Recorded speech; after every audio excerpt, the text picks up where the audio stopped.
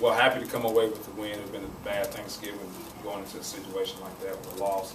I thought the difference in this game was that Jackson State has been out and competed before. You know, they played at Colorado, played at Air Force, played at Mississippi State, played at UT Martin. So they've had to go out and compete every game, and their thirst for competitive fire is way high right now, and ours is not. And so our first time we go out and play Utah State, we don't compete and we don't play. And Jackson State is already prepared for that. I thought Jackson State did a really good job of packing it in and making us shoot threes. And we changed that in the second half. I gave a mandate to our guys: if you shoot a three, you're coming out the game. And the only time you can shoot a three is under 5 seconds on the shot clock. We attacked the rim. It really paid a difference. But we got to do a better job of getting the ball inside to Gavin. But I will say this: Raquez got the ball inside when he wanted it. So Gavin's got to want it too. Question? Coach, they kind of set the tempo. We've got to try to play their style pretty much right from the start. Yeah, and I don't know if we have a style. We couldn't guard them. And so in the second half, we told our guys to get their heels on the three-point line. The only person that you're supposed to go out and guard is number 13. Everybody else heels on the three-point line, kind of packing it in like Wisconsin, because we simply couldn't guard them. So you can sit there and fight your pride and say we're supposed to be this SC team with all these big-time athletes and should be able to guard them.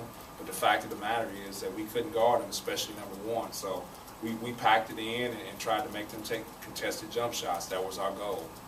You did have Colin and Craig kind of grab control in the last couple of minutes and step up and want to be that guy to grab control. Yeah, Chicken is not afraid at the moment.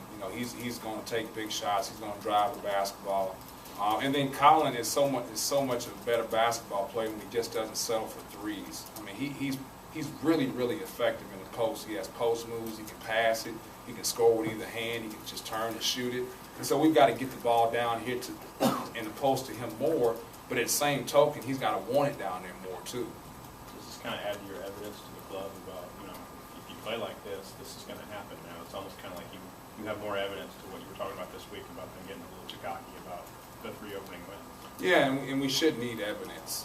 That's the sad part about it. We got to grasp and embrace who we really are. And until we do that, we're going to struggle. Like you just don't seem very happy about the win. I guess what disappoints you the most?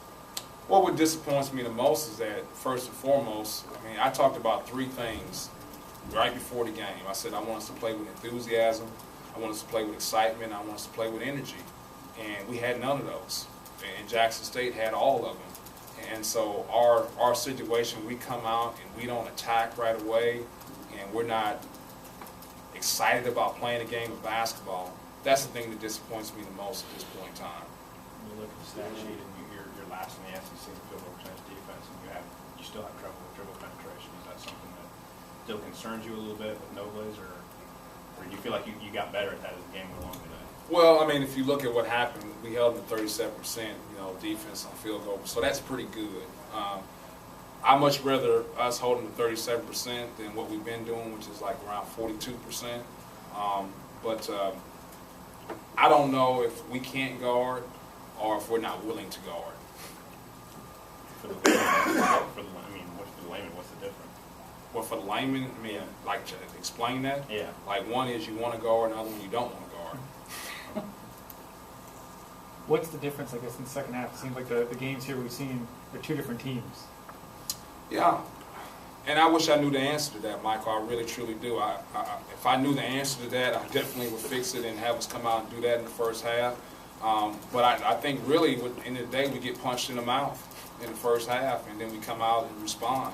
But I wish we wouldn't have to come out and respond after getting punched in the mouth. I wish we would do it first. Are you planning on next time maybe punching him in the mouth in the locker room? No.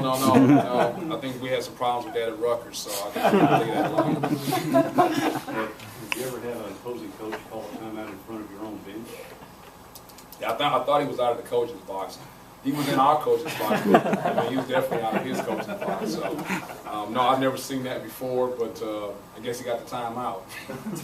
Do you think part of the problem, you mentioned you always wanted to get the ball into Gavin, get him more touches.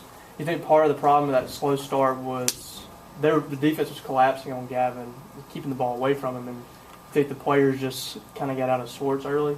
Well, I think what happens when you play a team that plays changing defenses, you don't have a rhythm. And you know, this sounds simple, but offense is rhythm. And then defense is taking people out of that rhythm. And I thought they took us out of our rhythm. We weren't able to attack. But the biggest reason why we weren't able to attack is we didn't get stops. You know, like when you get a defensive rebound, you can push the basketball, and you really don't care what the opposing team is in.